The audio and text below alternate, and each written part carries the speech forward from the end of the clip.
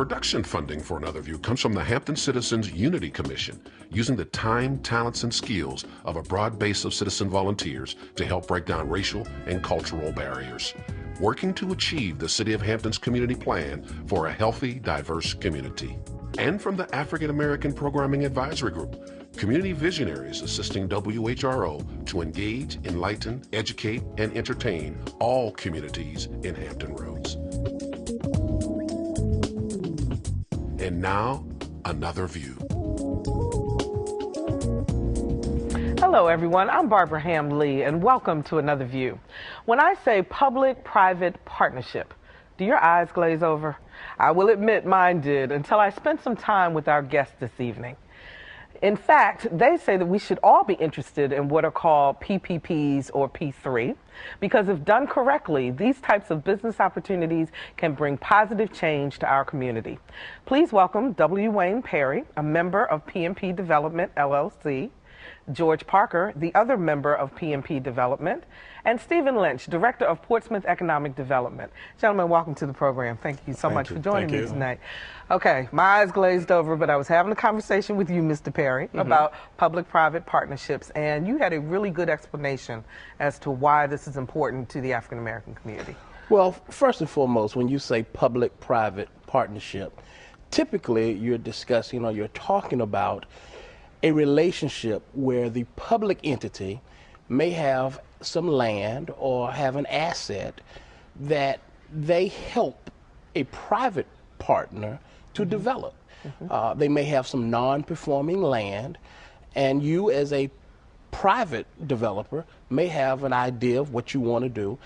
And it's very important that you understand that you're using the public dollars, because usually there's some type of public subsidy.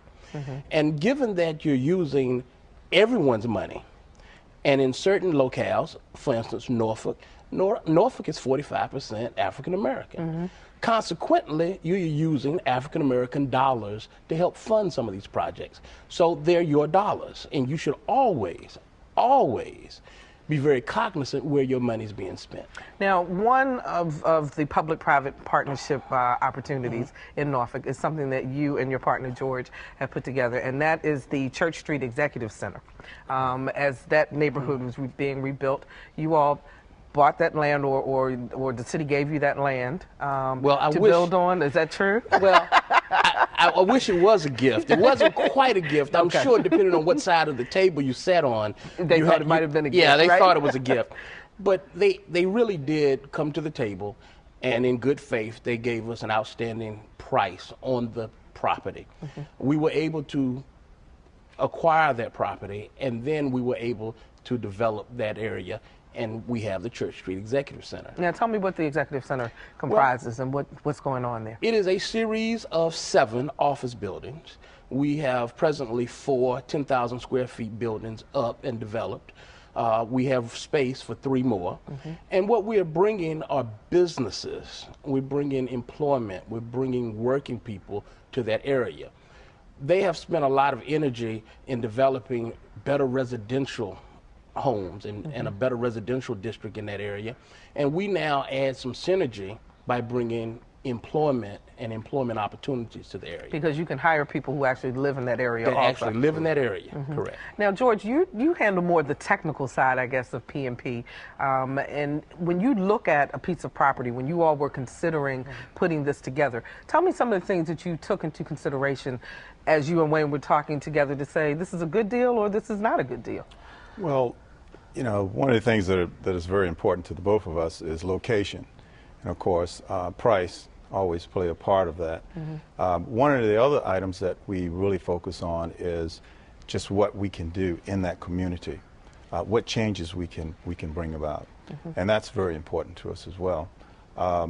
Church Street was, like Wayne mentioned earlier, was right in the midst of bringing in new homes and a new community. So we thought that that would be a great location for various businesses, such as doctors, lawyers. We have a variety of businesses that are very interested in that area. Do you have your tenants first? Do you build first? Typically what we will do is we will find an anchor tenant And once we locate an anchor tenant, then we will begin to look for other tenants to fill up the building. And once that building is completed, we start looking for more anchor tenants. And it seems to work a lot better that way. Stephen, from the public perspective of this public-private partnership, what benefit does it serve to a municipality, to a city, to enter into these types of agreements? Well, it's another method by which cities can work to develop themselves and have new development activity take place.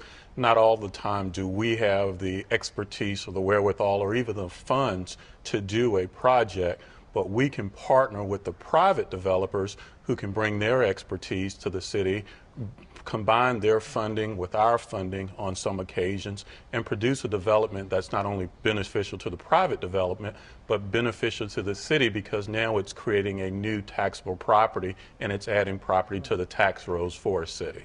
And that's the bottom line, because it does continue to bring in economic prosperity to the area. Correct. And is that one of the criteria in terms of determining whether this would be a good deal? Anytime a city looks at a project, we evaluate it for its full benefit to the city. What does it do to enhance the tax rolls? What does it do to provide jobs to the working community? And how does it fit into the community aesthetically? Because we want all of those aspects to be fulfilled when we're working with a developer and on a project. So Wayne, how did you find out about a public-private partnership? Do you ride around the city and say, oh yeah, I like that piece of land, let me see what I can do there? I'm being a little bit facetious. Well, but what's the process? Well, Barbara, it really is no real process that I'm aware of. Most public-private partnerships that have taken place in the city of Norfolk, I believe, have been the vision or the idea of a private developer that has an idea and has approached the city with that idea. And with the help of people like Steven Lynch from the city in economic development, that idea has been fleshed out. That idea has been given birth to. And as a result, you come up with a project. But in most cases, it's not a situation where there is a formula or there is a class you can attend or there's a public meeting where they discuss it. Most cases, it's a vision that an individual would have. Well, then, Stephen, from most things public have to have some sort of bidding process or some kind of equity, I guess, so that everyone could take advantage of that. Is that different in a public-private partnership? In some instances, it can be different, because sometimes the cities will use their entities, such as their economic development authorities. Those entities have the ability to sole source to developers. Mr. Perry could bring an idea to the city, work through its economic development authority, again, through full evaluation of the process, if it's a fully beneficial project, not just to the city, because we want the developers to be successful too, because we don't want to work with them just one time. We want to have an experience with them on multiple occasions. We have the ability to sole source developments through entities such as the Economic Development Authority. Okay, so this sounds like this is like a kumbaya moment, but there's got to be some protections on both sides. So let me start with you, Stephen. How does a city protect itself? So say, you know, Mr. Perry and Mr. Parker come in with an idea, everybody thinks it's a good idea, it flops. How do you recoup? The cities protect themselves by drafting development agreements and putting certain clauses in there, timetables for developments to take place, investments, minimum investment dollars by the developer. We typically, when working with the developer, know exactly what they're going to deliver and exactly how we participate in the delivery of that new project. And we collaborate with each other in this development agreement to make sure, one, the municipality is protected and the developer is protected, because the ultimate goal here is success. Across the board. So now, from a private perspective, what kinds of places or things do you put in place so that you're protected? Well, I think it goes back to the agreement, the development agreement. Typically, both sides are represented, and typically there are timetables and benchmarks, and those usually are very reasonable. The city, of course, is also protected by the reversion clause, because a lot of times property that a private developer has acquired, has developed, if he does not complete the development, it reverts back to the city in some cases. But we as developers typically also get the support of the city. And what protects us is, in a lot of cases, when we do these developments, the city comes in and in some form or fashion helps to support the development.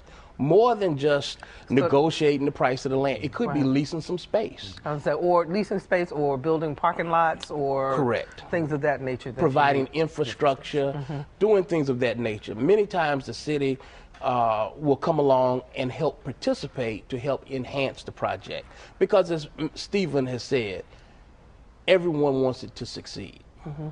George, you've done other developments. Is it easier doing a public-private partnership, or is it easier to just go out and purchase the land yourself and do it all by yourself? Well, it's easier if you purchase the land outright, simply because you have full control. When it is a public-private partnership, then the city will participate. They will also be a part of your design. The entire process has to be reviewed, and the end result is you both get what you want. So it is a little easier if you buy the land outright. So what changes have you seen specifically in the Church Street corridor since the executive park has been developed? Employment is up in the area. Wayne can speak a little more to that because he is one of the largest employers in the area. But from a small standpoint, we've picked up probably in excess of 25 new jobs by just putting that park there. Just from the small standpoint on the 2 buildings that I manage. And Wayne can speak a little more to that. My business is located there, and we have over 300 employees. Many of our employees live in the surrounding area.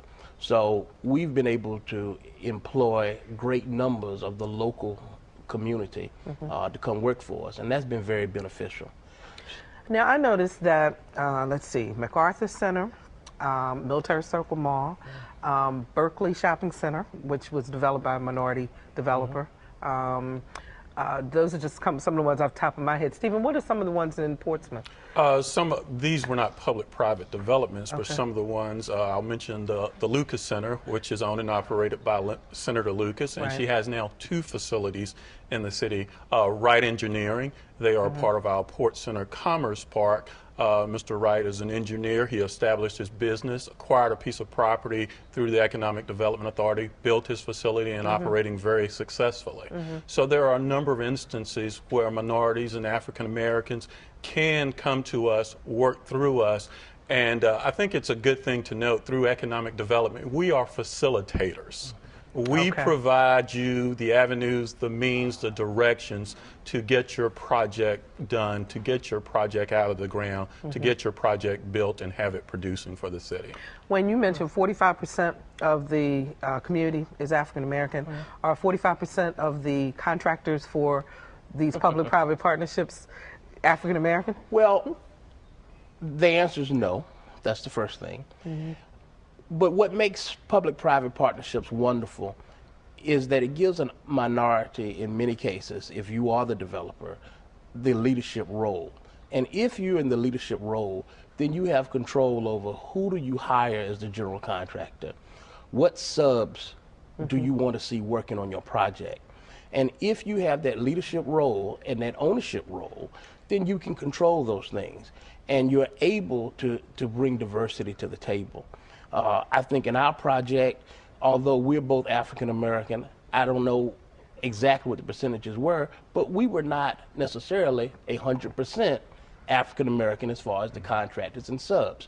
However, being the owner, being in the leadership role, we were able to select who did the architectural work, who did the design work, who did the bricklaying, who did the carpet, the tile, the electricity, everything. A lot of stuff. And it impacts, after a while, it begins to impact who does the painting, who does the drywall.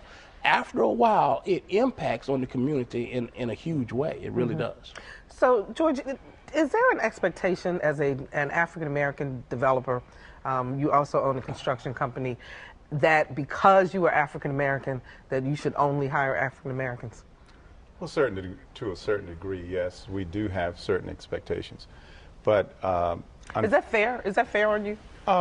Sometimes well, no. I'm going to ask it of all 3 of you. I mean, because honestly, no, sometimes it's not. simply because of the fact that in our business, we have to look for the best qualified person, the best qualified subcontractor.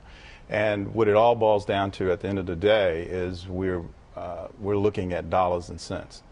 So if in fact we can find that minority contractor who's quite capable of handling the job, then yes, we will take a hard look at their capabilities, and in most cases we will use them. We were very successful on the first 2 buildings that we started out with on the Church Street Executive Center. We were better than 65% minority participation. So I like to say that that's somewhat of a milestone in today's environment. And that's a proud thing to be.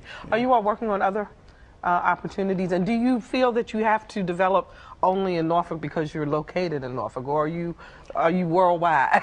Well, my contractor's wife won't let it quite be worldwide, but nor will mine. But we are looking at other opportunities. But certainly, one of the things that we love about Hampton Roads is that we're familiar with a lot of people in Hampton Roads. And you talk about the opportunity to select the right contractor, to select the right subs, and to have that impact on the community. Well, when you're in that leadership role and you are familiar with all of the players, then you absolutely feel better about your project and what you can produce here locally. Because you know the quality of the work. You know the quality of the workforce. You've worked with them in the past. You have a relationship with a lot of people. Does that mean you can't go outside of your comfort zone? No, it does not. Bricks and mortar are bricks and mortar. But yes, we're looking at other opportunities, not too far out of our comfort zone, but we are looking for opportunities. And Steven, when you work with particularly minority businesses, do they tend to want to develop areas where minorities live because they're trying to make it better? Or does it not matter? Well, typically it does not matter. They, like any other developer, they're looking for the best opportunity, the best opportunity to be successful, the best opportunity to be profitable. Because the bottom line of this, the color is green, is the color is green. Can I make money? Can I be successful with the business venture in your city, in your municipality? And we have no problem with developers making money, because as they benefit, the city benefits, and as the city benefits, the entire community benefits. Now, we only have a little bit of time left, but I'm sitting here and I'm thinking, this is not something you can walk to the table with $10. No. So talk to me a little bit about the finance side of this. Obviously, you have to be capable of getting funding. This is not for the faint at heart. I would say that the city comes along and helps subsidize, that makes it worthwhile. But it is not a situation where anyone can do it. As a matter of fact, I think in my research, if I'm not mistaken, I hope I'm not mistaken, Norfolk actually does its grants for public-private partnerships on the backside, after it's already been built, so to speak, as one of their ways. Typically, you do have to have your funds up front, and then you would get something such as tax abatement or subsidy after it is complete, which means you've had to have your down payment, you've had to have your financing in place, and you've had to be in a position where you can get that construction loan. So how do you find that construction loan, or how do you make that happen? Well, in a better economy, it's a little easier. But most of the developers, be they small or large, they tend to have relationships with financial institutions. Most of the time, multiple financial institutions, because you never want to put all your eggs into one basket. Always develop that relationship with your banker, even if you have private investors. Solidify those relationships, because as you go into these projects, one of the greatest crippler for projects is not having financing, not having your capital in place to pull off and to complete your project. Because as you all have talked about, in certain situations, the city's money can be at risk side by side with the developer's money. Depending on what the deal is. The joint effort should be to minimize the risk of capital for all parties involved. But sometimes it does go bust. Somebody pulls out, or they don't have the money, etc.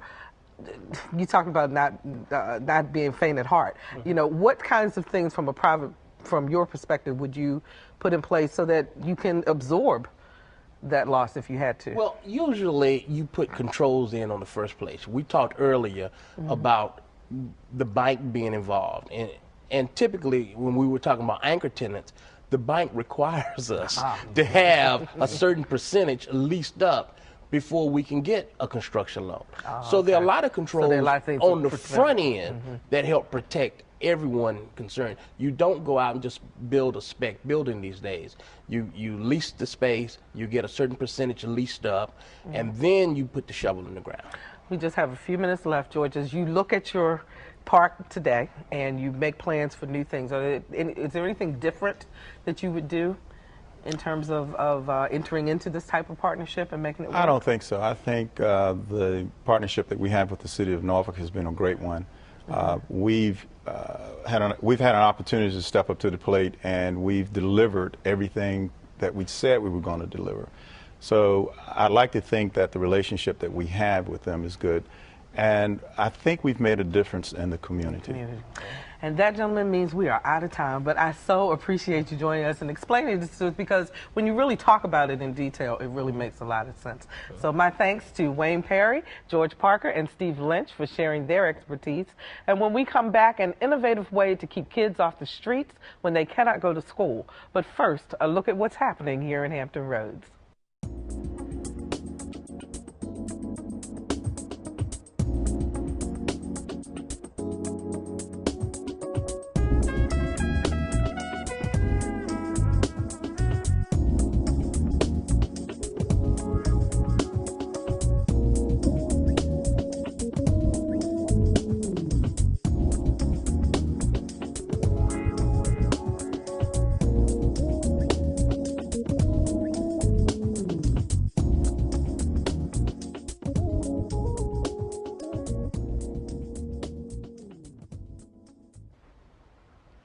Statistics show that when you suspend a child from school and they are home alone all day, the chances of him or her getting into life-altering trouble like drugs, pregnancy, or criminal activity increases dramatically. And that's on top of the fact that they are falling farther behind in their classwork. But there is a new program that's giving students another alternative. Lisa Godley brings us the story of students taking responsibility in valuing education, or STRIVE. It was a fight in school followed by a 3-day suspension that brought 13-year-old Derek Riddick to the STRIVE program. But it was what he encountered after walking through this door that has transformed him into a better student with a promising future. In here, I learned how to deal with peer pressure. I learned how to solve problems. I learned life skills. And I learned how to stay by myself, stay quiet, do my work. Derek says when he returned to school, his teachers noticed the difference immediately. The teachers were shocked. They didn't expect that. They asked, what did I do over here that was so different from school? But it's hard to describe, but it's a major difference. STRIVE is an acronym for Students Taking Responsibility in Valuing Education. We asked the program director to explain what it is that has made such a big difference in Derek's life. We're hoping that the students that come into the STRIVE program leave with tools that will enable them to remain in school, learn and really learn the value of an education, and understand how much it truly impacts their whole life. We take a holistic approach in working with the children, so we want them to know that their education doesn't begin once they enter the classroom. It takes place all day, every day, and we hope that they take that with them. Part of the program's winning formula includes life skills training to help the students deal with conflicts. If you don't have a plan for yourself, there's always going to be somebody ready to make you a part of their plan. Have your own plan, because somebody else's plan is designed to benefit them, not you. And to help them with their academics are 2 graduate students from Hampton University. The trick is when you have the 6, then you just have 6 zeros. That's it. You don't have to keep doing all this 1, 2, 3, 4, 5, 6. Just have 1. There's even a follow-up procedure once the student returns to class. The STRIVE staff contacts the school, the student, and their family about every 3 months to make sure the student is applying what he or she has learned and is staying on track. Brown says the response has been phenomenal. We're getting comments from parents that want their children to remain in the program for the remainder of the school year. We're getting comments from parents that want their children to come back to Strive for some after-school programs. The students are telling us that they're learning from us. They don't want to leave. They say we really connect with them because we believe in supporting the student. We establish a relationship with them because that's our most important tool, is a relationship. So we're getting tremendous response and appreciation from parents and the students. Many students said this program has changed my life. The Strive program started in early February of this year and has already helped to redirect the lives of more than 80 students from 2 Portsmouth middle schools. Derek describes the Strive staff as cool people who've taught him how to deal with peer pressure and how to not get involved in other people's stuff. You can come here, you can get your work done so you won't be behind in school, and learn different skills that will be better for you in school so you won't go back and do the same thing and end up back here again. I would tell somebody to come here. For Another View, I'm Lisa Godley. Thank you so much for joining us for Another View. We will not be with you next week. Instead, we will show special programming as part of the end of our fiscal year membership drive. And I'm asking you, if you're not a member of WHRO, please visit www.anotherview.tv, look to your right, and move your cursor to click here to contribute. Your membership shows WHRO management that you want Another View and all of our locally produced programs to continue. And while you're there, go ahead and subscribe to our weekly eView newsletter, a once-a-week reminder of our program topics. We sure appreciate it. And we'll see you in 2 weeks for Another View. Production funding for Another View comes from Hampton's 400th Anniversary Committee and the Hampton Neighborhood Commission, partnering with neighborhoods throughout the city, working hand in hand to create vibrant places we are proud to call home and celebrate. And from the African American Programming Advisory Group, community visionaries assisting WHRO to engage, enlighten, educate, and entertain all communities in Hampton Roads.